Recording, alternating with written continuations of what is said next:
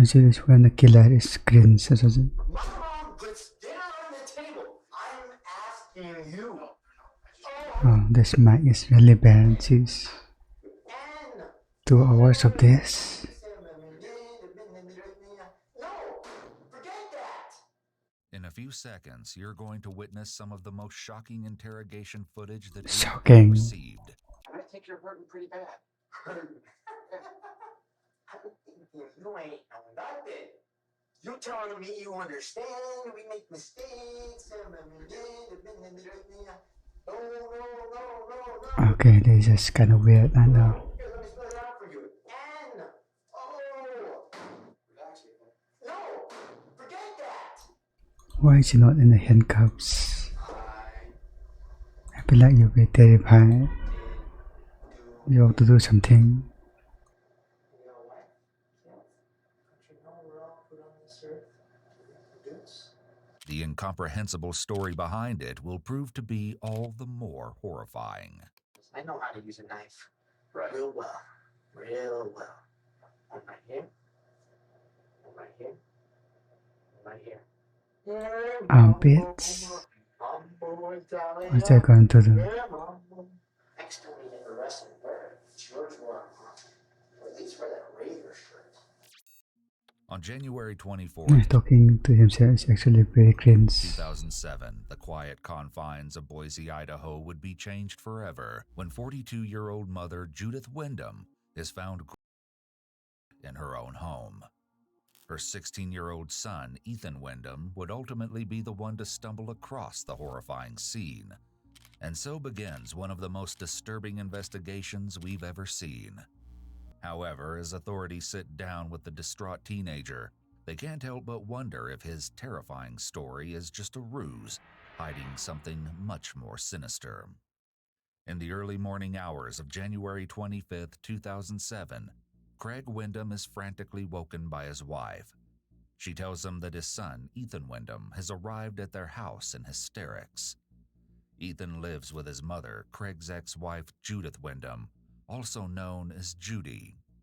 Ethan had left his home that morning, setting off to his father's house on foot in the freezing winter temperatures, all for one terrifying reason.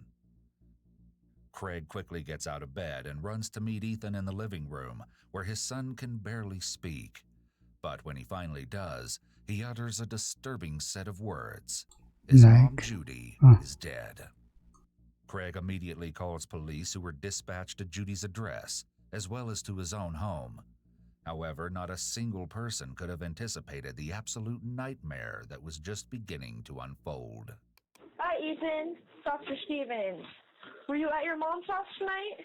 Were you sleeping? I was on my couch. On your couch? On my chair. Okay. I sometimes fall asleep watching the movies. Okay, I understand. And where was your mom at when you were sleeping or you were hanging out? In her room. She's in her room? Yeah. When was the last time you saw her? What time? At 9 o'clock, I believe. Came home from my friend Matt. Okay, and that's when 9 o'clock tonight? Yeah. And that's when you saw your mom? And I saw her and she was in her bed. Okay, was she fine and awake when you talked to her? Yeah, she was in her bed? Yeah, she was okay. You just try to take it easy, and we're going to get paramedics over there, and we're going to get police over there and see if she's okay. If you stay calm and breathe good, you should be okay. Ethan seems to struggle to comprehend the unbelievable sight that he's just witnessed. He just actually killed but her. authorities are eager to speak with the 16-year-old, and he has quite the story to tell. They quickly take him in for questioning while another set of officers make their way to Judy's home on Normandy Drive. What they discover is disturbing beyond belief. There's blood everywhere, guys. Sit right over. It's going to be a head. There's dry blood on the floor of the bedroom. Gunshot. Yep. Yeah. 100? Yep. Yeah. There's a knife in the head, guys. There's pictures of a couple of kids on the kitchen cabinets, and there's a bunch of cards for St. Luke's medical clinic. Like, all these kids are freaking whacked out on some kind of medication. Yeah, and these are the boys right there. That one right there, that's your suspect. The bigger one. Probably this one. It's something straight out of a horror movie. 42-year-old Judy has been murdered in her own bed. Authorities later reported that her was disfigured beyond recognition, Oh, and it man. appeared that someone used a shotgun in the incomprehensible crime. However, police will soon discover that the Seems like a personal crime. deranged killer used more than just one weapon. The following interrogation Whoever it is, they really like has never been seen before. It's been analyzed by a qualified team, including a licensed professional counselor, a licensed clinical psychologist, and a former detective, former licensed polygraph examiner, and former hostage negotiation commander and instructor. Let's spit this up. The detectives now sit across from 16-year-old Ethan, and they read him his Miranda rights. In the state of Idaho, police are generally free to interrogate minors without any limitations, beyond constitutional provisions that would equally apply to adults in a similar situation. The minor doesn't have to have someone present to represent their interests prior to questioning, until and unless the minor specifically makes a request for counsel, or the presence of a parent or guardian. In that case, an interrogation would have to stop upon the request. The detectives ask Ethan if he would like his father to be present during the interrogation, but Ethan states that he would like to continue without his father in the room. Can you tell me what happened tonight? I was sleeping in the chair in the living room. Lights are off and everything. I got woken up to this kind of, that really loud, just thud kind of noise. And, I have no idea what that is. The detectives jump right into questioning Ethan without spending any time building rapport. This can be very detrimental, as rapport building is not just about getting the other person to talk, but also to build a foundation of a relationship, No rapport. which can then minimize the person's anxiety and get them to relax, open up more, or even to trust the interrogator. I saw my mother earlier, around 9 o'clock, being fine, but right before I started watching a movie, and I watched the movie, fell asleep, but in the chair, but then I saw that, it was all the lights are off in the same way, but, just kind of got a glimpse that something was going on, and, the guy was whacking her and stabbing her. It's noteworthy that Ethan not only says the guy was whacking her and stabbing her, but that he also motioned the actions. These movements were remarkably insane for him allegedly just seeing the actions. We've been to the house, okay, so we kind of have an understanding of what happened. Like I told you before, So he saw the guy, huh? I know a little bit about everything that went on tonight. Interesting. You understand that, Ethan? Yeah. Ethan's fast and repeated head nodding here is likely an indication of anxiety. However, he may be reeling from his traumatic experience of finding his mother dead. We know quite a bit about you and your mother, your relationship. Yeah. So what I'd like to do, Ethan, is kind of rewind a little bit to the beginning, to tonight, all right? When we were home with your mom, and kind of have you start over. Because I think what's happening is you're kind of going down the wrong path. Okay? It's no secret that Ethan and his mother had a tumultuous relationship, to say the least, but authorities have only scratched the surface of the horrifying nightmare that was hidden behind closed doors. Did you go to school today? I did, but I go home early because I was having these weird spasms all over my body. Even though he's answering the questions, Ethan is still pretty closed off, with his arms tightly crossed. Though we can't totally see his legs, it looks like they're also crossed and aimed away from the investigator, indicating that Ethan has his guard up and isn't super engaged with the investigator. The investigator should have engaged in rapport building before he started questioning him, because it may have prevented him from being quite so closed off. I really want to go around full day, take a weird step, and kind of just have a weird spasm in my legs, so I called up my dad and had to go back home. What happened after that? After that, After you woke up sleeping from this afternoon, did you with your mom? I don't know, maybe around 3 or so. I just sitting there in the chair, just kind of watching some movies. What movies were you watching? One I've seen over and over again. Like what? Happy Accidents. Accidents. Happy Accidents. What? So you and your mom watch these together? No. I haven't Ethan goes watched to a long that. tangent, setting up his timeline. He shakes his head no when saying the time his mom came home, as well as that he was watching some movies, indicating a slight brain and body disconnect. I don't know, maybe around 3 or so, watching some movies. Notably, he thinks about it, and then names a movie he said he's seen over and over, which is an easy way to keep his story straight if he's lying. Sometimes cheap, and actually do watch some movie. Did you take a nap yesterday, being Wednesday, after school? Ethan had a rather interesting taste in film, but there would be one movie in particular that he favored above the rest. Authorities will soon learn exactly which movie that is, and Ethan's terrifying reasons as to why he loved it so much. Then what happens, man? A little later, I worked out with my friend. He lives across the street. I usually work out in my house because I got a little gym set up in my house, but I just decided to work out with him. What movie is that? And, You're a big guy. Looks like you're working out pretty hard. yeah, I just mainly like wearing the arms and shoulders, but The girls like to see. it's the chest. Ethan's recent interest in fitness was growing into borderline obsession. Over the last several months, he had gained a significant amount of weight. According to official police documents, the teenager was consistently drinking weight gainer and may have been using steroids, although there was a strange explanation behind his sudden newfound hobby. As he continues with his story, he states that he returned home from his friend's house Steroids and looking like that. Okay, around then. 8:30 that night. Judy was reportedly asleep in her room at this time. Ethan decided to sit down in his chair in the living room, where he supposedly watched several films before falling asleep. He would apparently be woken to the horrifying sounds of his mother being gruesomely murdered. Then, Ethan. Then, I told you. I woke up. What I told you is a referral statement, and Ethan delivers it pointedly. In contrast, though, he does a few exaggerated head nods and a slight one-shoulder shrug when saying, "When I woke up," I woke up. which indicate his anxiety and low confidence in what he's saying. Along with the intense eye contact he's making with the detective, it's clear Ethan is really trying to appear honest. Ethan, understand a couple things, okay? Yeah. We've been over to your house. All right. We have a person. Try hard. Yeah. I'd like you to tell me what happened, Ethan. Okay? You need to be honest with me and tell me what really happened today or yesterday, okay? Can you do that, Ethan? Yeah. Can you do that for me? I want you to tell me something that's been made up or anything like that. I want you to tell me the truth. I Can you do that, Ethan? Yeah, I understand. Do you want to tell me the truth about what happened? Yeah, I told you. Did you notice that? Ethan repeatedly nods his head again once the detective applies more pressure. As he talks, his hands and arms are moving like they should be involved with his words, but he's keeping them tight across his chest so that they can't betray him. He very rarely drops the barrier and allows his hands to be expressive as he would in normal conversation. Watch when he does use his hands, though, as they're often in exaggerated, slightly unnatural movements, as though he's thinking too hard. I told you, well, no, you didn't tell me the truth yet. I need you to go ahead and tell me the truth. Well, then what's the truth? I understand you have some issues, okay? I understand that you've had problems at school. I understand that you've had some fights with your mom in the past. That's normal. I mean, that's what teenagers do, right? Sometimes we don't get along with their parents. And that's understandable. Okay? But I honestly need you to rewind what happened yesterday. So I need you to tell me. That's the part. Listen. That's the part. You're not listening. You're not understanding. I'm listening, but you're not listening. Because you're telling me what you're telling me, right? You want to hear, that you're not telling me. You just want to hear the truth. And okay, then I want to hear why you were explaining this. I'm not going to tell you everything I know, okay? That's not how the process works, right? Ethan is attempting to get the detective to tell him what they know and what evidence they have so that he can get his story to match and not give away more than he has to. What I want to do is I want you to tell me. Okay. I want you to be an honest man, okay? I'm trying to be honest. Tell me exactly what happened. I think The police don't know, that's why he's literally investigating him. okay, I'm not calling you a liar, okay? No, you're not calling you a liar. No, I'm not calling you a liar. I'm not calling you a liar. I'm saying that we need to go back, revisit what happened, so we can walk through, in your words, what exactly happened over there. Ethan sticks to his alibi, but the detective is under the impression that there's something he's holding back. And by the end of this shocking interrogation, a crazy and completely unexpected revelation will be made. For now, Ethan is confronted by the other detective in the room. I've been working on sites for 30 years, and there's a couple things that I need to tell you. Everybody makes mistakes, okay? I want you to listen to me. You made a big mistake. We understand. I want you to listen to me first, okay? He's slowly betting. Here's something you need to understand. Number one, you don't know that there wasn't a surveillance van outside that house that we had time. They're working on somebody else that has a 360-degree camera facing on your front door. Nobody went in or outside your house, period, till you left. Nobody. Despite the interrogator not sounding particularly convincing here about the 360 camera, Ethan's facial expressions give him away. It's like the look that a child gives you when you're calling them out on a lie. He clearly thinks he's got it together and has a good story, but he doesn't, and it shows all over him, especially in his incredibly conspicuous and exaggerated facial expressions. Secondarily, your fascination with So bad. there. So I guess, okay, and you changed the answering machine. You listening to me? The detective references the author Bret Easton Ellis, who's most notable for his 1991 novel, American Psycho. Ethan is a big fan of his work. However, his fascination with the fictional story has transformed into an unsettling obsession. The story is set in Manhattan in the late 1980s, and it follows the life of a mid-20s wealthy investment banker who lives among the Wall Street elite. The well-educated and meticulously well-manicured Patrick Bateman, who narrates the story, earns his fortune by day, but is a ruthless serial killer by night.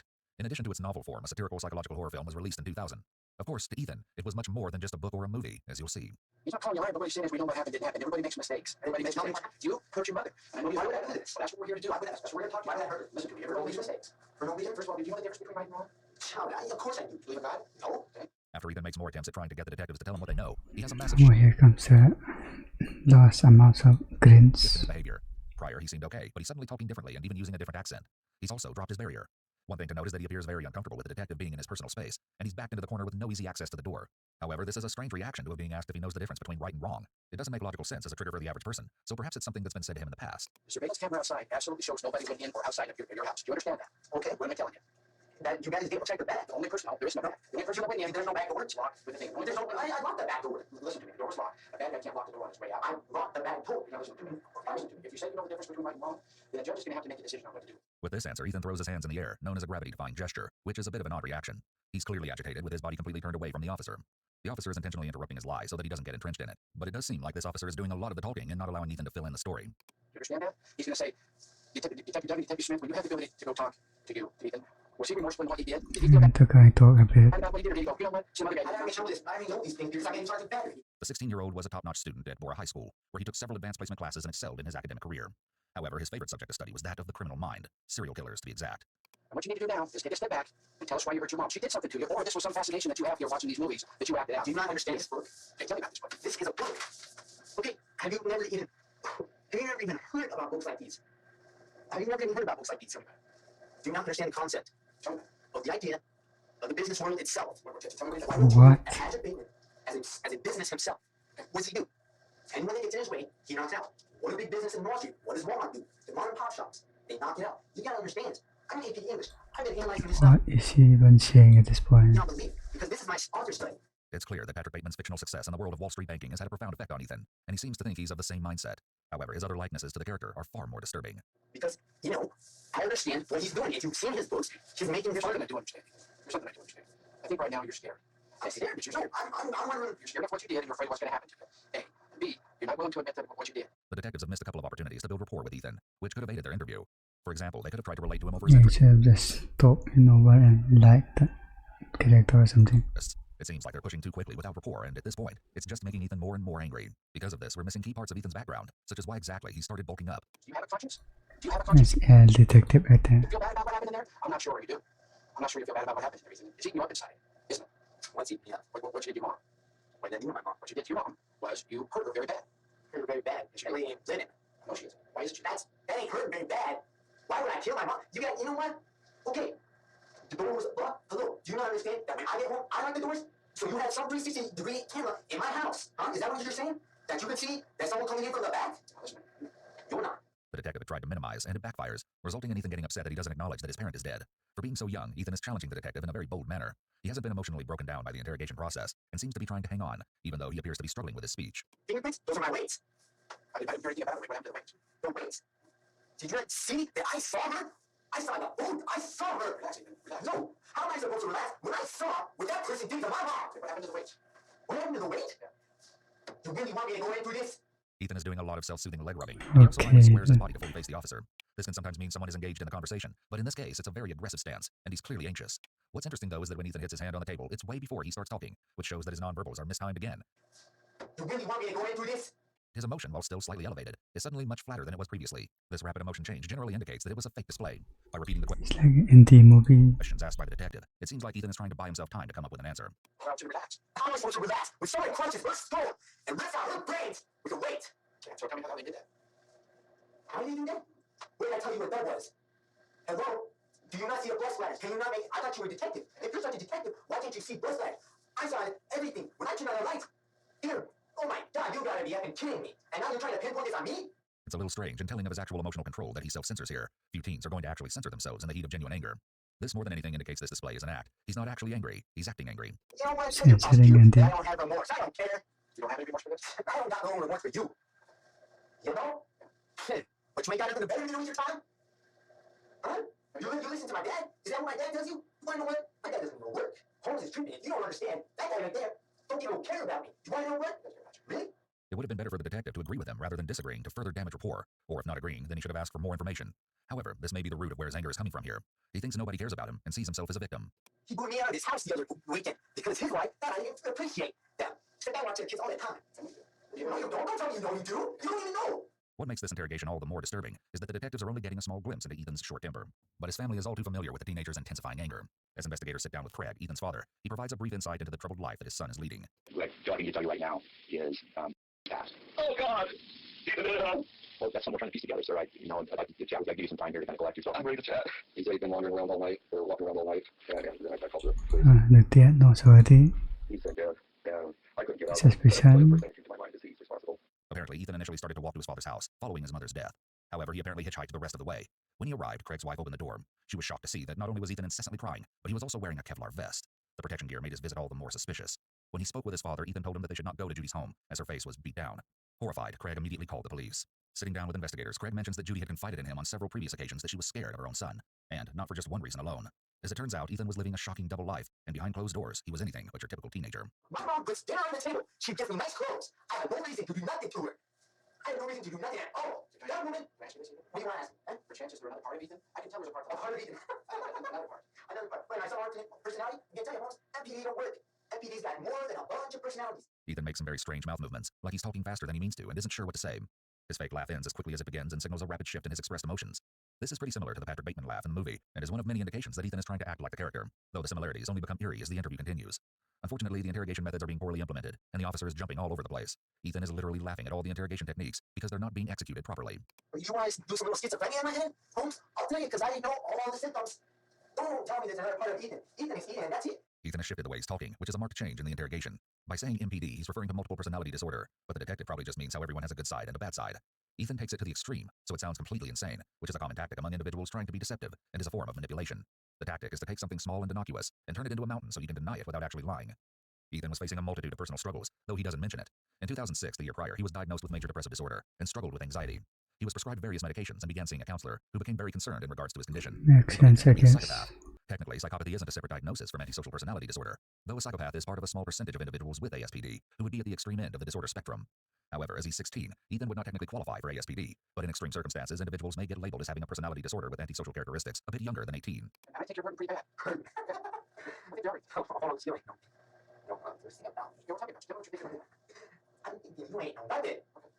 You're telling me you understand, we make mistakes, and you know what? You know how many Ethans I've talked to that's been sitting in that chair in 31 years of police work? Thousands of them. Really? Congratulations. You know how many Ethans have sat right there and told me, I don't know nothing about nothing, and I put them in prison for murder? Every one of them. Every one of them. You can't be an exception. Normally, the detective shouldn't remind a suspect of the impending consequences at this point in the interrogation. What appears to be happening is that the detective is getting irritated with Ethan and taking it personally. He's not cooperating and he's being pretty disrespectful, and it almost comes across as threatening. Yeah, you want to know what prison is? I sit in a cell full time. That's disaster. Do you not understand how that system works? That's when the dumbest correctional system I ever heard of. All I can sit in a cell for the rest of my life and be happy. I know your name. But no, you think you're somehow smart. It's actually triggering him. Okay. Been on the force for 30 years. You know what? I talked to your game detective too. That was an idiot. Thinks I'm from some gang or something, trying to tell me like 50 cents. You guys don't listen to detectives. It's like, you know what? I could see this 20 minutes there of your BS. I tell you, 50 Cent was overlap him. I don't like 50 Cent. I don't really like this book club scene. All that gangster scene, it's all just music. It's all just show. But no, Holmes is trying to tell me what it is because he's so smart. Typically, an innocent person gets angry when they're being accused of something they didn't do, but Ethan is unusually combative. Rather than being a sign of innocence, Ethan's faked and exaggerated anger is an indication of his immaturity and apparent social skills deficits. Innocent people get truly angry, and real anger or emotion doesn't flip back and forth like a switch. Ethan switches it off and on. As well, a mature liar knows that getting angry makes people not like you, and that affects whether they believe you or not. It's why typical liars and killers don't react as much to accusations in interrogation, because they know it will affect their chances of being believed. Teenagers, for the most part, haven't had the time to perfect it. As well, Ethan has learned aggression and anger gets in his way, something that most people usually learn doesn't work as effectively as sweet-talking by the time they're a bit older. However, this is of no surprise, given his past. Although Ethan was mostly compliant to those in positions of authority, most notably his teachers, he didn't show the same level of respect for his mother. Their relationship began to deteriorate when Ethan became controlling and would apparently bully Judy into getting what he wanted. For instance, he told his mother that he would like to use the master bedroom as his own, and supposedly forced her into moving her belongings into the smallest room. He then took over the living room, where he apparently pushed all of the furniture to one side of the room, so he could place his chair in front of the TV. Ethan would mostly use it while playing video games and watching movies. On the occasions when he didn't get his way, things would supposedly escalate, and in a most violent manner. Ethan's brazen comments in interrogation show his lack of respect for authority, which is a red flag indicating possible conduct disorder, or oppositional defiant disorder. He could be diagnosed with either of these What disorders, an actual piece of besides shit. age, and their precursors to ASPD. This isn't going to go away. I already know this because this is your guys' store, whatever. It's just going to go away. Yeah, we're going to make a decision on what to do with you when we leave this room. What do you think we should do? You actually think I want to let me go? The officer walked right into that one. Ethan seems to be running this interrogation. Notice the shift in his hand gestures to more lively movements. This is a marked change that he's feeling more confident. Just let me go. Let me be. Let you go where? Wherever.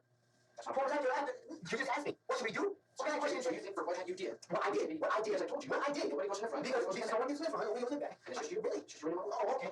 So what we, so what we could be saying here is, You're going to be arrested for murder. there's no one that could be hiding in the garage. No one could be hiding. No. Of course not. Because you guys are all smart. You guys got He's taking it personally, guy. Come on now. all over my house or something. Are you ready to listen to me now for a minute? No. Wait. No. You listen to me for a minute? Did I just tell you twice? No. If the chance I brought your dad here, would you not be going to? Yeah, right. Yeah, right. Did you not even hear me? I said no. At least how many times? Does that not compute? No. Here, let me spell it out for you. N. Oh. Would you explain this to me? Okay. Next, the interrogation moves on to the topic of one of Ethan's greatest fascinations. There's an idea with Patrick Bateman, but he's simply not there. He put it this way. Business. He's a business. He's a big corporate business. Like Walmart. Is this right here a movie? Is that right? Is that a movie? Yeah, it is. Is there something happen in that movie? Did somebody get hurt in that movie? Are you trying to tell me what I don't know? No. I've seen it. Of course, but if you don't understand, Did somebody get hurt in the movie? Straight to a trap. Okay. Okay, so you have to know a book before you can watch a movie. Same thing with any book. I guess my question is, help me because I haven't seen who gets hurt in the movie. People that get in his way And then how does they get hurt? any way they can. Does he hurt his mother? So man, he doesn't even mention his mother barely. In the movie, it doesn't mention his mother nothing. In the book, it mentions his mother. But their family's dysfunctional. If you don't follow his reading, you don't understand nothing about nothing. Tell me how you see your family in relation to this. Do you see your family? I don't see my family in relation to that. Ethan's favorite movie would turn out to be the film adaptation of his most treasured book, the controversial yet popular American Psycho. Ethan soon began to emulate Patrick Bateman's character. He apparently forced his mother to buy him expensive skincare products, like those that Patrick Bateman uses in the movie. In addition, Ethan Again, this is way too cringe. bullied Judy into buying him a white comforter for his bed. Patrick Bateman also had the same one. There was also Ethan's obsession with fitness, yet another similarity between him and the film's main character. As well, Ethan's mention of Patrick Bateman's family being dysfunctional is a further indication that he relates to and feels a strong affiliation with the character. As the interrogation progresses, the detectives will learn that there were even more ways that Ethan tried to Yeah, become it's just kind of weird. Patrick Bateman. You'll notice that Ethan also has the book Without Conscience, too, and some other fairly advanced clinical and forensics books. Either he's trying to understand himself, or he's been planning. Why would I go to my dad's house and no one talk to him about this? If I did this, Why? what? Because I was watching videos? You feel you can talk to my therapist, have you? Can you? Hell no. You know, they get on Yeah, I don't think Patrick Bateman laughs like that. I really do. You feel sorry for me? I feel sorry for you. I'm not the one who's going to be charged with it. Yeah, but you're the one that's living in a world you're controlled. Nobody Really? knows. Because you got cameras on that side? We have a process to see exactly what you left in there. Really? Yeah, we have. What? What I think what we'll do, we'll go process it, and then we'll come back and talk to you, tell you what we found, okay? So you find in there? I'm not rich. Tell me very good. I already tell what you find in there. I covered up everything. Okay. I covered up everything because it's a horrible sight. I tried to wipe out the blood. Why? Why? Why don't you call the cops and say, my mom's hurt? Because what's everything that's gonna happen? You guys are gonna accuse me like you're doing right now. No, forget that. Because you know what? You're not thinking of other alternatives. They could escape through the side window. The detectives do have to consider that Ethan may be telling the truth. If there was an intruder, it's possible that they could have committed the heinous crime and escaped through a window. But investigators find this to be unlikely, especially given the fact that it would have been a random killing. Judy was not the kind of person to have enemies. The dedicated mother worked as a special education teacher at Eagle High School. Family, friends, and her fellow co-workers described her as the epitome of kindness. However, Judy's life was full of trials and tribulations. She and Ethan's father divorced after having 2 children together, and in the year 2000, she was reportedly hit by a car while walking. The incident would almost claim her life. It was following her recovery that she went back to college and pursued a degree in special education. Wanting to help others overcome their disabilities, she took on what she felt to be the most rewarding job, teaching. To think that someone would want to take her life was almost incomprehensible. But evil comes in all forms, and it knows no bounds. Just ask you what you want to find. So we're going to take a look and see what you tell me what you want. I don't know what there is to find. In what room? All of it. All room? Every room. My room. Every room. My room. On my white sheets. Can I get you a glass of water? I didn't drink water. I already drank enough water today. Why do I want some more? I already tell you. On my white sheets, we're there. On my white sheets. No, you don't want to listen? Yeah, I'm listening. On my white sheets, there's a stain of black on the weights. Okay. I love that bed like no other. I need a wipe for a reason. Now, wouldn't I wipe that black off if I did that myself? It's bad timing to interrupt and leave when Ethan is ready to talk. This specific officer hasn't been doing well with Ethan so far, and he probably should have left earlier. It's a detective. Though this tactic may seem counterproductive, Ethan is escalated, and the officer hasn't done anything to de-escalate him, and he's still not responding well to him. Walking away, letting Ethan calm down and trying again with someone else is actually the best course of action at this point. As you'll see, they'll next try it finally. and try to calm Ethan down. This attempt will have a bit more success. What black stuff on your sheets? There's black stain on the end of the bed. No, I'm on the end of the bed. That are made by the weights. I saw it when I did not. No, I'm telling you, he's the number one talk up. He's not. I'm not saying there's like from the weights, they create that black stuff. Yeah, they make a black stain. Weights on and off and change it all. They make a black stain On your sheets. How do they get on your sheets? Whoever comes in there, puts it in my room to make less noise. What kind of weight was it? Was it a weight or a barbell or a dumbbell or was it? What they did with it was they put it as a barbell. They put one of the things right here. A car. One of the spinny things on this end. Oh, okay. With 2 5s or 2 10s. I can't remember. I think it's 2 10s. I can't remember. So 2 10s on each side? No, on one side. 1 10 and a 10, so 20 pounds. One side that has weights on it, and they club her. Okay. Have you ever seen that? How they get on your bed? How they get on my bed? All they have to do is just bring the weight, put it on my bed. Okay. Are you saying to put the weight together on your bed? Oh, yeah. You're a smart kid. Okay, trust me. You're a kid. You're a young man, aren't you? You're a very smart young man. I'm smarter than anyone I know. This may be a touch of narcissism showing, or even mimicking Bateman's character. I'm done, bruh. The point is hard to know what is actually Ethan, and what is the character that he's wholeheartedly embraced as his model.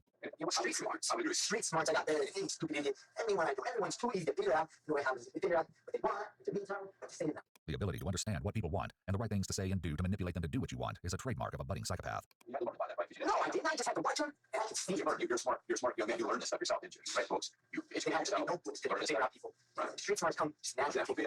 Street smarts are called street smarts for a reason. People around here don't. So you get educated on the street. I get educated by being myself. Street smart, bruh. See people. It's their needs, their wants, their desires. If I want someone to even decide him that I want them to, maybe like them or do a favor for them, I can easily say what they want to hear. I do that all the time for people. I cover for my friends all the time when they cheat on their girlfriends. I tell them exactly what they want to hear. Fun. Fun is to be because people are stupid. If Ethan's rambling is true, this is the definition of someone with antisocial traits. Individuals with Actually, says him. social personality disorder have a keen awareness of people's needs, their wants, and their desires.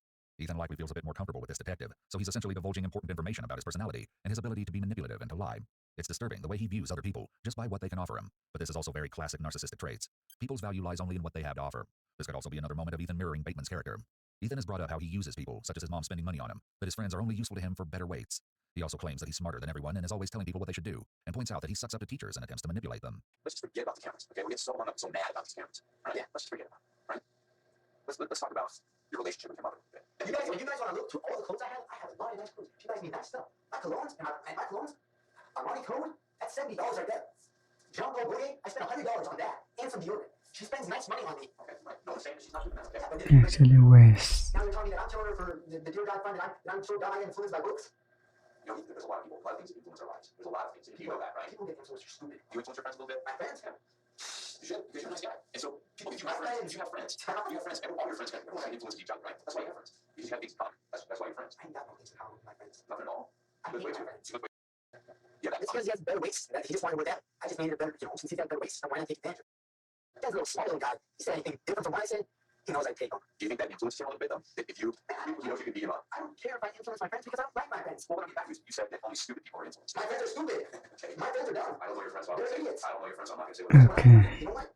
Anything, when I give them a piece of advice, I tell them what they should do, they never This listen. guy is actually concerning what the... It always turns out the way. I told them I didn't have it. They didn't listen.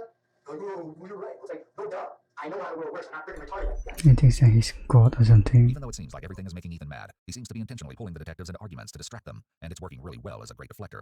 They're caught up trying to argue points with him and engaging in a power struggle. So you make all your own choices. No one influences you at all. Man, I can develop little portions, the way I act. I can develop that. Sure. But I don't change my whole character on that. I can change any character I want to be. Because that's easy to do. Right. Typically, when an interrogator offers a theme, such as being influenced in this case, they would move on from it if the suspect doesn't agree. However, the officer may be trying to agree with them, so he will calm down and move on. He's also trying to stroke Ethan's ego, since he's probably figured out by now that Ethan has narcissistic and antisocial tendencies. One thing that is particularly interesting is that this disdain of his friends also is reflected in his Edward Bateman character. It also sounds like he's getting this from his books on psychopathy. He's molded himself into this person and just built his world around it. People with antisocial traits are often considered chameleons in the sense that they can adapt themselves to practically any situation and can warm up to other people easily in order to manipulate them and get what they want.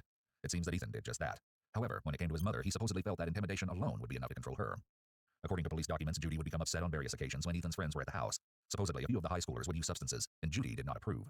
However, Ethan grew angry and regularly argued with his mother, even reportedly punching a hole in one of the home's walls. But this was just the tip of the iceberg. Your buddy over there, hasn't done his homework on, just because I watch movies. He's intimating the house. This is weird. And that most of my books, my reference books, are all on psychopaths. The psychopathic mind. Right. Because I've always been trying to figure this out. Who are some of the greatest and smart? Well, actually, Donald was a sissy. Gacy. Dear God, how many people did he kill? What was he? He was a hired deputy at times. Clown, knew different people. Ted Bundy. He had a great life. This man did so many things. Great lawyer. Represented himself really great. Even the judge. But he said, I'm sorry to do this because I Romanticizing serial killer is kind of weird. would love to have you practice in my court. Oh, yeah, I didn't know that part. Yeah. He said that. The guy He's actually not okay. the Republican Party for a little bit. He worked with some Actually need help, bruh. He did a lot of things that were just out and amazing of character. But continues down to one thing. How does his mind work?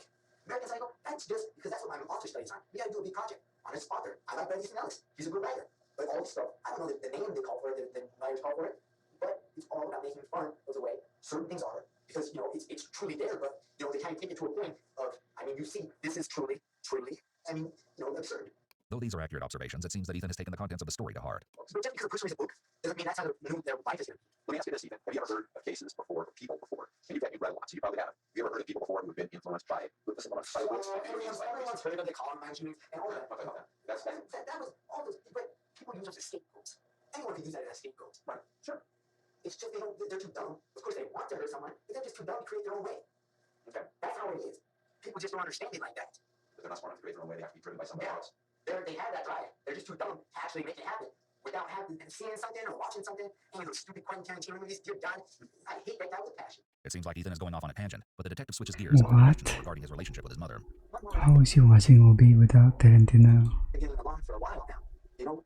How can you hate Tarantino and watch any movies? Times where she died on my nerves because she said my friends were too loud or something like that, and she shut your door. That's normal. But and we got into arguments like that.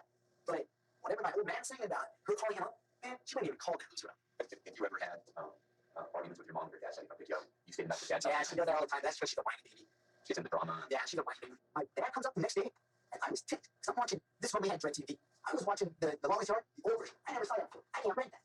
He makes me turn it off. He's trying to talk to me. He calls up an officer because I walk out and I'm like, you're full of crap. Because he's trying to tell me how I should feel and tell me how life is. He hasn't been around since I was 6. He's been gone since I was 6. I'm gonna cry. And the officer left. No, I mean, I cried before, but he tried to hold it in. And when I went outside, the officer was like, well, it looks like your family's about to cry. Like, yeah, they kind of sometimes do that. I said, well, you seem to be a nice person, and you seem to do it, just, be careful, sir. He didn't tell, I don't think, he told the officer, that's the situation. I'm sure all he told the officer was that I was being disruptive. Instead of, he's taking money from me. How long ago was that? That was a year ago. Ethan fails to mention the terrifying reason behind Judy's concerning phone calls to her ex-husband, but that will be revealed shortly. You think that both your mom and your dad kind of real dramatic? They kind of. My mom, she's depressed, and I'm pretty sure that she was on the scale. But I mean, I couldn't, she was at least on the scale by the way she acted. I knew it, but. Yeah, just sometimes it's tough, man. Being 16, getting lost with your parents all the time, isn't it? I remember. Well, I remember being grounded for a year. Back in those days, that's what the parents did. They take a swing at you until you learn how to catch that hand. It's like, you catch that hand, they got no power. Ethan claims that he can't remember the last time that he and Judy got into an argument. He states that recently they've been getting along. However, his definition of a harmonious relationship may be drastically different than that of his mother's. I was talking to my stepmom about getting in with someone because I can't see him every week. I barely ever see him every 2 weeks if I'm lucky. But, he says to me, my dad, I'm like, well, I'd like to, get in with someone that's, every week. And I was like, well, we could just do 2 weeks, every 2 weeks. Be a lot less cheap. I was ready to slap that. I swear to God, And stuff doesn't even work. He plays music at bars. He got a little extra cash. The money is made all by the wife. You know, and I already know when I went in there, he already thought that I did that. That I was the one that did it. I could tell. You know, I didn't even know. Tell by the way he talked to you, look at his face. I didn't look at him, man. Didn't look at him at all? No, I was trying to hold up on it, trying to, you know, ball my eyes out and stuff. I seen dead people. I ain't never seen dead people in real life. Before I left, you know, I covered up my mom. I started to wash out the walls, you know, but I was like, you know, there's too much. It was a bit too spider. You know, I put the dog in the cat in her room. I mean, the dog and cat were already in her room, but the dog was shaking. You know, the cat, I saw her. She's usually in that room, but she's in the room because she don't fight and stuff. And I put her in there and just we had some stuff full of dog food and cat, and I just dumped on the floor, filled out some water stuff, put a candle in there, and just closed the door, turned off the light. I was scared. I started getting blood. There's a strange, sudden change in his speech patterns here, almost like a different person is talking. This is probably more normal speech for Ethan, and his other speech patterns have been him acting like a character modeled on Bateman. It's an unnerving display and perfectly demonstrates the way that a psychopath can be a chameleon, mimicking mannerisms and gestures that aren't inherent to themselves. Ethan states that he used a couple of wash rags to wipe the blood off the walls, but it's still extremely suspicious that he even cleaned part of the crime scene before going to his dad's house. Yeah. Why haven't clean? Seems a bit suspicious, I guess. I saw my neighbor, one of my guys, one of my neighbors, like, he saw me, but you know, I tried to play off, he didn't see me. You know, I knew he was going to turn a certain way, or if he didn't, I could at least duck under some brush, and he would question, you know, go back on me and stuff. So, just know, how did you feel when you were inside the house? No audio. Apparently, on January 25th, 2007, while Ethan's neighbor was driving around at 1:30 in the morning, he spotted Ethan walking along the street. According to police documents, he shouted Ethan's name out of his car window. It was loud enough to where there was no doubt that Ethan could hear him. However, the teenager kept walking. How do you feel about them? Angry. Why did you do that? Sad. Yeah. Feel bad for your mom. Feel bad for yourself. This officer is really doing a much better job with Ethan. He's much more relaxed, and there are no major signs of anxiety. That's what I'm saying. I don't understand why I'm not doing this. I mean, it's one of those things where you're the only one there, and we're just trying to understand if there's something between them. Man, if I really wanted to, wouldn't I put it out of misery in the easiest possible way? I mean, truly, wouldn't you? What would that way be? What would be the easiest possible way? Not the way she went. Okay, what would be the easiest possible way? I don't think of anything would be, if there ever misery, an easy way. I know, it's fine. You guys have guns in the house as well? I have some airsoft, guns, it's not loaded. I've got real guns and stuff. You have knives and stuff like that. I think the gun route is pretty easy. I got one of my cases, I got a gold, whatever. What do you think? I don't know. You know, because it's a terrible thing that happened to your mom, and she, like you said, I'm sure it happened to me. It didn't. But let's think about, you know, how terrible it was to your mom. They had a knife. Okay. I don't have knives. I couldn't see this person who started. I knew they had a knife. Okay. And I know it's long. It's a long knife. Okay. Any of the ones I have. But he made me. The one knife that is semi-sharp. Why did you do that? No. Make it look like I did it. It's my weights. It's my knife. I mean, truly. Check it out. I mean, truly. You know, because I don't even know. They're probably not going to be nothing on cameras. I don't know. You didn't do that to put out her misery? No, she was dead by that time. Oh, before you put the knife in her head, she was already dead? Yeah. Okay. She was already dead. But your knife, what kind of knife was it? It's a small Winchester. Ethan claims to have got the knife from his father, and he states that he keeps it in his bedroom at his mother's house. The only thing I can show that it wasn't me is look how deep the knife cuts were. That knife couldn't do deep knife cuts. You don't want to do deep knife Well, cuts? no. I mean, it's not dull. Or lengthwise? Lengthwise, that's what I'm saying. So the blade on a knife isn't long enough to do all I that? don't know. I mean, truly, that's the only way. I mean, if camera shows something, I don't know what to do, man. Wait, so all you did with that knife was stick it in her head? Yeah, you know, How far into her head did it go? I don't know. Maybe just watch it. You know, you had a knife. Where on her head? When he cracked her skull, there was a brain that was, I don't know what it was. Okay, where's the second knife at? Well, he cracked it around here, man. So her eye was closed, but you could see that she still had the eyes, but you know, you could see inside. I mean, he just put it in there. Inside her brain? Or Inside inside the skull? Where was it? Inside the brain, because it must have been cracked, because there was blood everywhere. She loved you. I mean, that's I loved her, man. I know you did. I know you did. It might have been my brother, I don't know. But, you know, earlier, I'm sure it wasn't, because earlier, you know, she went out to get with him to buy groceries for him, so not to keep me away. I don't know. During the afternoon of Wednesday, January 24th, just before her death, Judy, her son Mason, and his girlfriend went grocery shopping together around 6 p.m. Following their errand run, Judy made her way back to her house, while Mason and his girlfriend departed for their home. Once they arrived, Mason realized that they had accidentally taken some of Judy's food, and he quickly drove to her house. According to police documents, Mason only saw Ethan at the house, but not his mother. It's unclear as to what time this took place. However, Mason left the residence thinking nothing of the situation. Little did he know he would never see his mother again. Listen, you know, what I'm talking about is It's kind of sad. everyone in this world does things because you look back on and say, I don't know why. But didn't do it. Ethan, you're not both was another person in the house. No, I'm man, just hold me a book. You know that, okay? You know that. I know you don't. I do. I know the truth. I know there. I saw her face.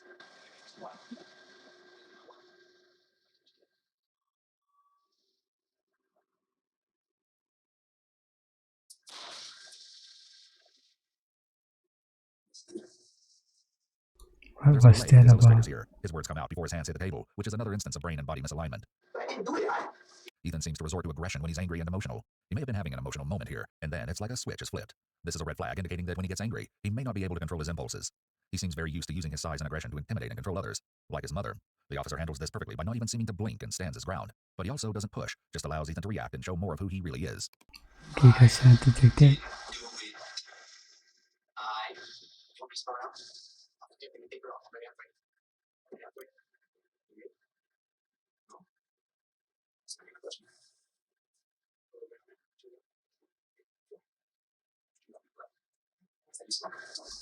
No audio.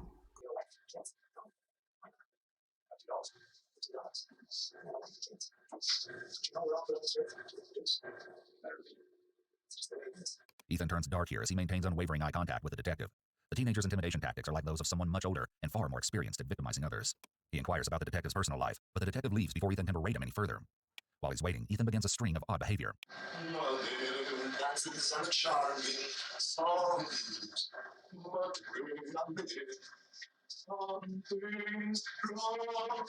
Okay, I had to skip on this. And he opened up, he went in and saw this guy in Montreal, and it's real dark, and couldn't make out who it was or anything, but he had stabbed your mother, right? He said she had a big knife. And he got you. What do you do with that?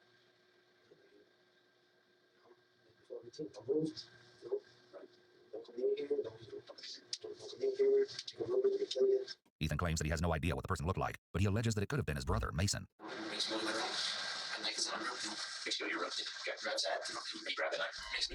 Excellent blaming other people. His own brother.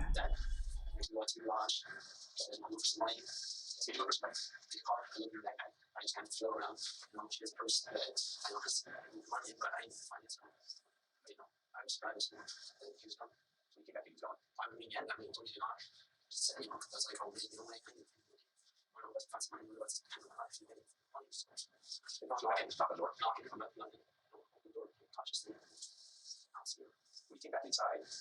We were afraid of this guy. How come you didn't run out the garage door?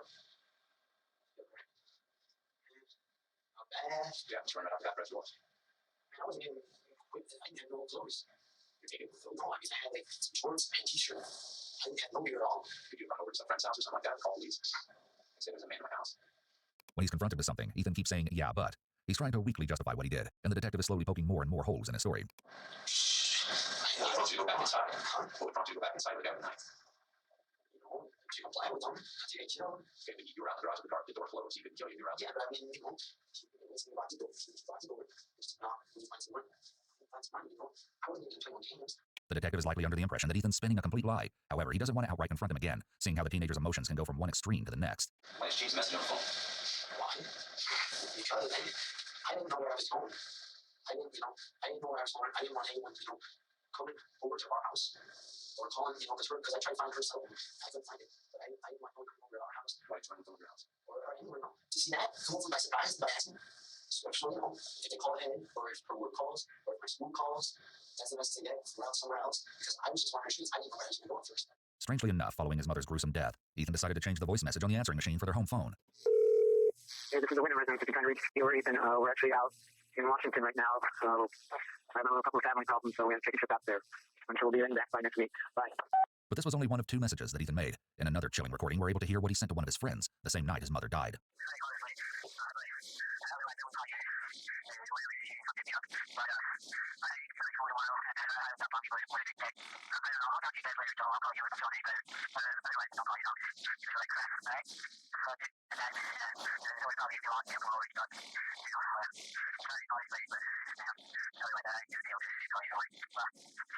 The messages are cause for suspicion, to say the least, but the disturbing fact lies in their similarities to the movie American Psycho. During the film, after murdering one of his victims, Patrick Bateman changes their answering machine, stating that they would be out of town. After taking the lives of several other victims, he calls his secretary, informing her that he would not be coming into work the next day. The eerie resemblance between Ethan's behavior and the film character's actions have authorities extremely on edge as they brace themselves for what's about to come next. It's kind of a stress, but okay. We think this guy is smaller than you, and you've got a knife in your hand, and this whole time inside the house, you never once try to take him off. You never once. He's a small guy than you. You're really a strong guy. Besides, if he's that good, I'm going to take no chances. I didn't want to move. He just slice me for that. I think this guy got into your house. I have no idea. There's no story. Like what? He did it to the back. He did it to windows. Our backyard. Most of our windows don't have rails. That window, our front window, don't have rails. Those open in the tidbit. You can just move over to the side. There's an explanation for this. So no person coming to your house and doing this.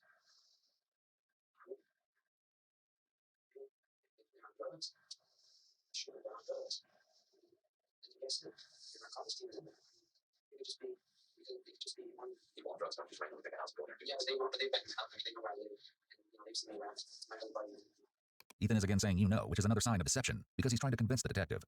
A question that he never really answers at this point is why he didn't try to attack or stop the person who killed his mom. The officer does a good job getting him to admit he knows how to fight and take care of himself, which is a great way to confront this inconsistency in a story. There's a reason. You and I just can't come to understand. I didn't even think of that. That's why I want to talk to you. That's why I keep talking to you.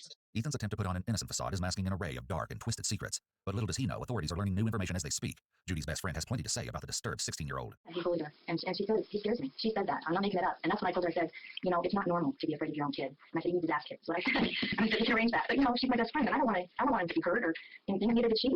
I don't think she wanted him to hate her any more than he already did, which is sad because she was the only one that did anything for him ever. How did she spend her time after school? She slept. Because people do that a lot. She didn't like to do things in her house. I know she was out in her backyard turning over the dirt. I said, well, you gonna plant grass? Or no, I was just digging. I'm like, okay. And she walked a lot. She said why she liked to be outside so much? I kind of, now I look back and I think, well, probably she didn't want to be in the house with Ethan, and, that stress, that tension because of the night. Even when I go over there, it's an uncomfortable feeling. Apparently, Ethan's concerning behavior had drastically escalated during the course of the previous year. The once quiet teenager was transforming into someone completely different. He reportedly became abrasive while puffing his chest out at everyone. Not only that, but according to police documents, Ethan was supposedly using various substances, though this has never been confirmed. In an anonymous statement given to authorities, one of Ethan's assumed-to-be friends stated that he'd apparently taken some of his pills to a party. There he allegedly handed them out to other students, the reason being, so that the partygoers could snort them, and the behaviors yet again mimicked those of Patrick Bateman. During the course of the story, Patrick's dismissiveness, substance use, and aggression all increased in intensity, much like Ethan's alleged recent conduct. But that wasn't all.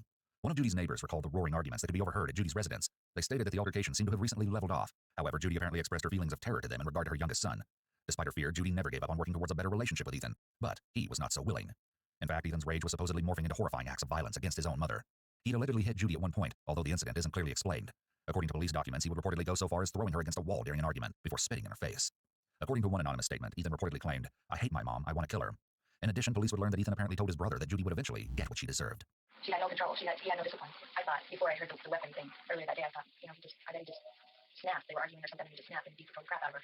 Judy was living in constant fear, yet she still wanted nothing but the best for her child, and everyone could see that, but Ethan. He wouldn't be satisfied until he got exactly what he wanted, even if it meant committing the unthinkable. Why would they come into your house and sneak around and go to your weight room? How would anyone know where your weights are? If they come through that window, then you just found the weights. Okay, so if you were going to find the weights and count upon these weights and manipulate these weights to use the weapon, what would make you pick those weights up from the room that you're already in, go into an adjoining room, or not an adjoining room, but another room, and then manipulate those weights in another room before going out in the hallway? See, that doesn't make any sense. Yeah, that sounds like someone lives there. Great big guy like you, big strong guy sitting in a chair in the living room. Small little mother sleeping in her bed, and this guy comes into the house with a weight and manipulates this weight in your room as a weapon, and then comes out of the room. Why would he choose your mother over you? Aren't you a threat to him? I don't know. Aren't you the big guy? Why are you asking me these questions? How am I supposed to think of it? And here's why I'm not this guy. Because you're the one who's telling me this. I'm telling you as about as much as I can figure. If you guys got some other explanation, maybe he didn't. Maybe he changed the weights in that room. Maybe I don't know. I don't know. All I can do is assume. But that's about it. No, you're assuming. But you know. And that's why you're telling me. That's why you would know that you take the weight up from one room, take it to another room, use the bed, so it doesn't make a sound. All I can tell you is I'm speculating. Some guy's gonna come to Rob, or he has a knife. It's gonna take time to manipulate a weight. Okay, he has a weight and a knife. Is he actually backtracking? Don't stand the person in the right spot. Yeah, speculating now. They make noise. Man, I'm only speculating. Okay, what are you guys doing? See, I can just say the same thing about you. Everything you're telling me. How do I know you didn't do this? Because I can tell you where I was at.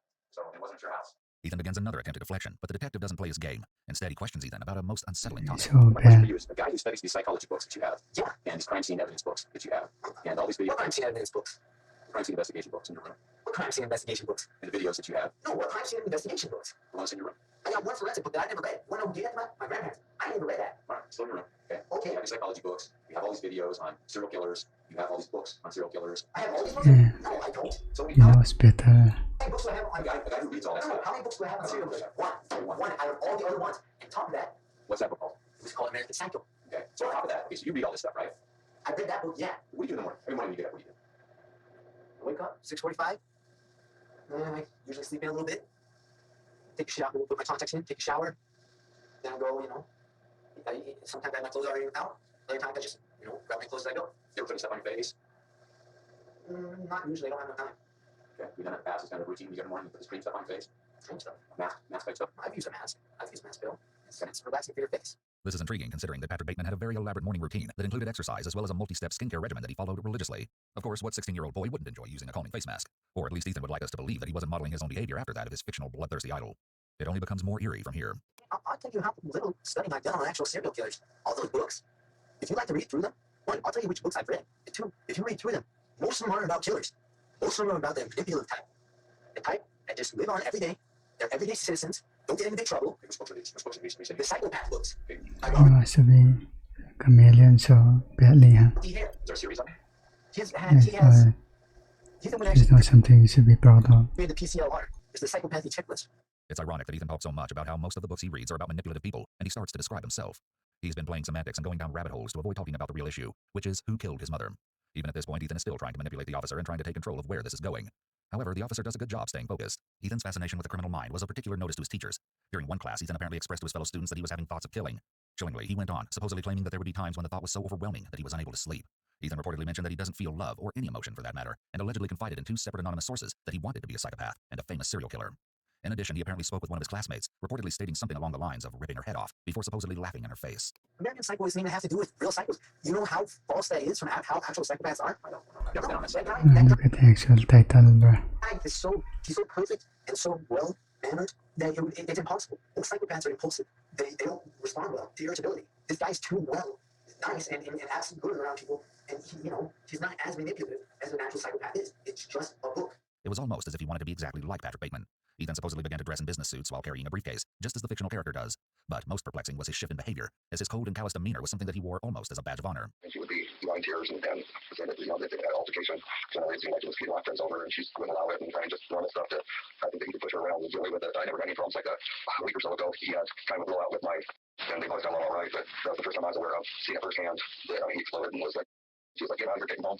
He said he was homicidal.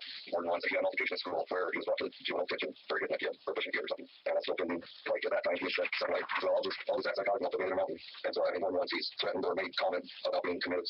According to police documents, Ethan apparently wished to be committed to a mental institution, but his request was never granted.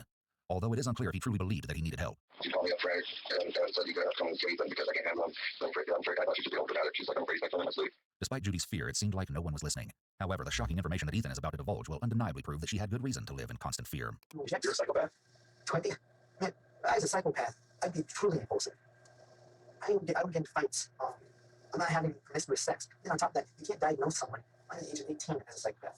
So anything else you want to tell me, Ethan? Anything you want to talk about? Like what? I'm asking you something, get ready to walk out of here. So I'm giving you the opportunity to maybe you want to ask about today. I do have to defecate.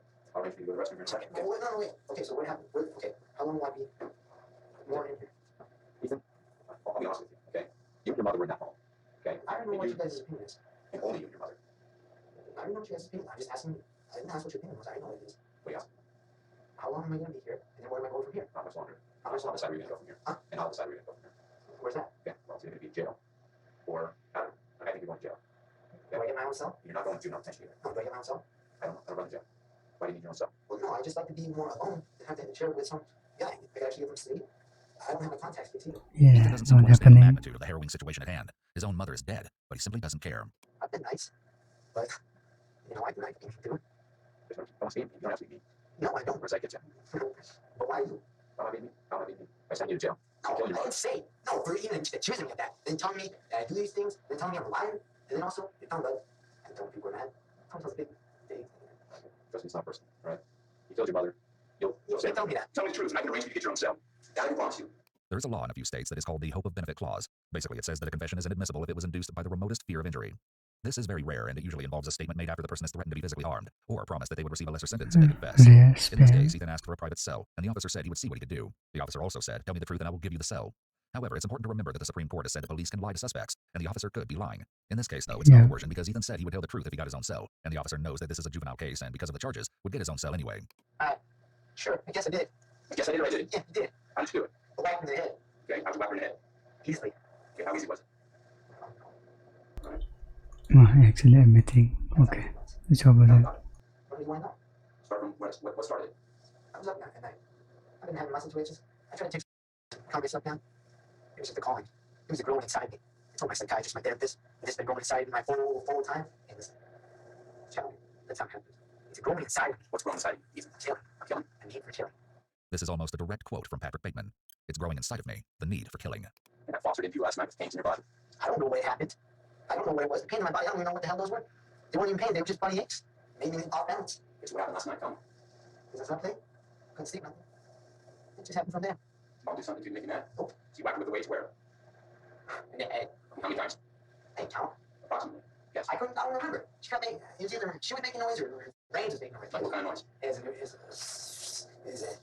noise. A hissing sound? Yeah, it was a hissing sound. I'm pretty sure it was the freaking brain. But it's kind of, kind of thing. Okay, gurgling? Kind of thing. A gurgling and a hissing sound? Yeah. Okay. As you hit her with the weights? No, How hard did you hit her? Real hard? She uses both hands. Both hands on the end of the dumbbell? Yeah. Okay. You don't know how many times? Just real hard? Yeah, I just whacked her. Yeah. I hit her in one shot. It's in the head. But I wasn't sure if she was going to scream or not. Okay. One was good enough. I guess not, because I wasn't sure if she was going to scream or not. I couldn't tell if she was alive or not. Making noises. Sadly, Judy's worst fear came true, and worse. Ethan doesn't seem to have the least bit of remorse. In fact, it seems that he may have been planning the sickening act all along. Throughout the confessions, he's coming across as arrogant, defiant, and confrontational.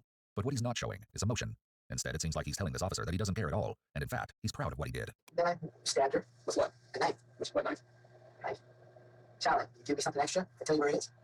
What else can I give you, man? You want me to stand before? What, man? What else can I give you? I'm giving you your own cell, man. So I'm I'll going have to... my boss call over there.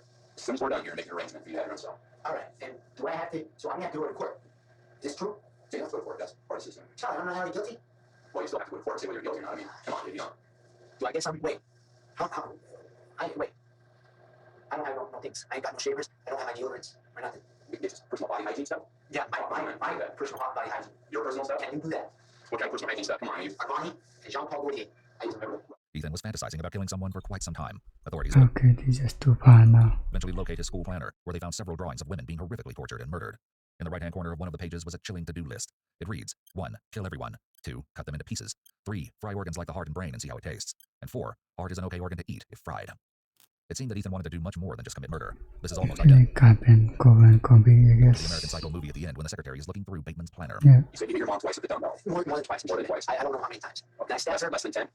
More than 10? I don't know. A couple less than 10. I wouldn't have the strength of my body twitches weren't like that. She's still making noise. I stabbed her in the heart a couple of times. With what? The knife. Which knife? The Winchester knife or a bigger knife? Special knife. Okay. What special knife? Where'd you get the special knife? So, my brother, when he moved into that new house, the house was owned by some craftsmen. Those knives were just lying around. He didn't use those. Okay. I took that one from him because it was a special butterfly knife with a ring finger. Okay. Not many people have most of those. I know how to use a knife real well. But I couldn't get in the angle for the 3-shot kill. What's a 3-shot kill? What are you talking about? One right here. It's a 1, a 2, and a 3, and you're dead. All the same quick motion, 1, 2, 3. Yep, but you couldn't get that because of the way she was laying. How was she laying? She's on her side. Okay. And she turned over. I stabbed her thought I stabbed her in the heart because I was checking where my own heart was. And I thought I stabbed her right there. Still, there was hissing coming from there. Or gurgling, I don't know what the hell it was. So I stabbed her in the lungs. And I don't know, maybe I slit her throat before I stabbed her in the lungs. I can't remember. I think I stabbed her in the lungs and then slit her throat. A lot of stab wounds there. And they're more than just superficial. Okay. They're real good deep stab wounds, what you're saying? It's like, I've never seen actual skin be torn apart like that. It's like paper, but worse. Worse. Yeah. It's, clay kind of thing that you spread apart. Really nothing. It's weird. Kind of rip or? Oh, no, I just went right in there. I just got through there. No problem. No, pretty sharp butter knife. Oh, Or butter fly knife. This thing's a monster. I had the glove over her mouth the whole time. What I thought was her mouth. What? Blank one. Not sure if you slit her throat. I thought I did, but I wasn't sure. I tried to make the motion. It's harder than it looks. Okay. Did you do anything else after that? I think I whacked her once more time. With the dumbbell? Yeah. Or has the Winchester knife come into it? It's just a ruse almost. Okay. So this is another knife stuck in there. Okay. Where's the butterfly knife? Very close by. Very close by. So you know another pass? There's another pass by the mall. Okay. There's a bridge that goes. I tried to hook it over the little fence. Didn't even make it over there. Unfortunately, the butterfly knife used in the gruesome murder would never be found. What did you do with your clothes? What clothes? Clothes you were wearing when you did this. There's no one. Was it the same clothes? Yeah. How'd you get the blood off you? It wasn't no blood. No blood at all on you? Shot all down on my arms. On your clothes? Yeah. I made sure it didn't get all over. I mean, though there was some splatters. I got lucky. What'd you do afterwards? Afterwards what? After you stabbed her and cleaned up. Clean myself up. Put a blanket over. Stuff over. For the dog, cats. Give them their water. Put them in that room. Candle in there. Didn't find no money. She was accusing the person. Didn't find that effort. So, just grabbed as many energy drinks I could. Grabbed some of my medicine. Just got all booted up. Strangely, Ethan also scattered cat and dog food on Judy's bedroom floor before making his way to his father's house. Ethan murdered his mother in the late night hours of Wednesday, January 24th, but he wouldn't arrive at his father's house until early the next day. I feel about what you did. Nothing. You don't feel nothing about it? No. Feel good about it? I feel good about it. I told you not for nothing. I don't regret nothing. Medyo pwede ko naman. I had my guy send him a letter. I don't know what the letter said. I was supposed to meet with him next week, Friday. 22 days ago. He's a psychiatrist in the jail. Okay. No, it's great. It's great fight. Am I wrong? Yeah, it's great fight. I already told him I've been having these thoughts. Been always there. 8th grade, always there. Always there, just growing inside. Just growing. Since 8th grade. Yeah. That's how it's always been. That's just life. I continue to ask him, can you give me something for impulses? Really, if you could give me something, really. Too little, too late, you know? Why you want? Closest person. I was thinking of going downtown and stabbing a couple of bums too. They're worthless bums. You know what? You live on the street, make up all these excuses for why they can't work. This is another American Psycho movie reference. I thought of going downtown to stab a couple bums. The interrogation has revealed countless ways that Ethan is trying to be the same as Bateman. In the movie, Bateman kills without provocation and purpose. Ethan said that he wasn't provoked by and did not have a specific purpose for killing his mother. Throughout the movie, Bateman tells people of his homicidal thoughts, and Ethan shared his homicidal thoughts with many people as well. Bateman tells people in the movie that he is insane, and Ethan told friends and students he was a psychopath. Bateman states that something horrible is happening inside him and that he cannot explain it, and Ethan made eerily similar statements about something growing inside him and having feelings he cannot explain. After killing, Bateman changes the answering machine to reflect the victim being out of town. After killing, Ethan does the same thing to their answering machine. It's unclear if Ethan even knows which parts of himself are real, and which are just trying to copy a fictional character. Mom's the closest. Yeah, she was there. I was just gonna leave, but she woke up and heard me leave. Extreme case of delusions. She wakes up quite easily. Man, that would have been left with some plans. So, besides, I was gonna go kill a couple of bums anyway. Why not add to the list? What, so she woke up, you were getting ready to leave? Oh, no. No, she was asleep. She would have woke up, didn't say. Yeah, Probably got ready to leave, so. Probably. She probably would have woke up. I was thinking about that, and I was like, well, you know. Just all after you're done watching TV. No, I was trying to go to sleep. In bed trying to sleep, or on the chair trying to sleep. In bed. You don't feel bad about what you did at all. You're okay with it? Buddy, there's things in life that people don't understand. If I was meant to people, I shouldn't have. I shouldn't have even been around. I should have been in a hospital most of my life. Or at least a large part of it. And how screwed up I was. It's just called luck. That's just how it is. You know, all this God, this faith thing, ain't there. Ain't there. You either get lucky, or you don't. And get lucky. Following the unbelievably shocking and callous confession, Ethan is placed under arrest and taken to jail. Consistent with what we've seen so far, in no way does he even show 1 ounce of regret for his monstrous actions. After taking a closer look into Ethan's home, a mountain of evidence was uncovered. In Ethan's bedroom were 2 toy figures, one of a man holding a chainsaw and a shotgun, while the second was none other than a replica of Patrick Bateman. They also discovered a rolled-up dollar bill with white residue next to his computer. In addition, they also found a blue American body armor ballistic vest in the living room. According to one of the reporting officers, he noted that from his training and experience, it's common behavior amongst many previous school shooters to have owned a vest of this type, while also murdering one or both parents. This discovery led authorities to believe that Ethan may have also been planning a school shooting. Not only that, but investigators located the many films and books that Ethan grew to love. Some of the most notable movies being that of American Psycho, Gacy, Ted Bundy, Dahmer, Serial Killers, Natural Born Killers, and The Shining. His book collection included many famous titles, of course American Psycho, but also Bad Men Do What Good Men Dream, The Psychopathic Mind, Snakes and Suits, and Forensics True Crime Scene Investigations. It's clear that American Psycho made the biggest impact on Ethan, and in the end, police shockingly found 25 different ways in which Ethan imitated the character Patrick Bateman. In addition to the previously mentioned similarities, Ethan would also share thoughts of committing a homicide. He would regularly control Judy. He idolized material possessions such as high-brand cologne and body wash. He apparently bragged about having meaningless intercourse. He expressed how he wanted to murder the homeless, and how he believed that his friends are stupid. But most eerily of all, the teenager wanted to fulfill his disgusting desire to murder someone in cold blood, and he chose his own mother. In December of 2007, Ethan Wyndham was charged as an adult with first-degree murder. He eventually pleaded guilty to second-degree murder and was sentenced to life in prison without the possibility of parole. However, in 2012, the U.S. Supreme Court ruled that life sentences for juveniles were in violation of the 8th Amendment, where cruel and unusual punishment is prohibited. As a result, in 2019, Ethan was resentenced to 26 years behind bars. He's already served 16. He will be eligible for parole in 2033. They don't give the parole to this kid. Seems actually unhinged.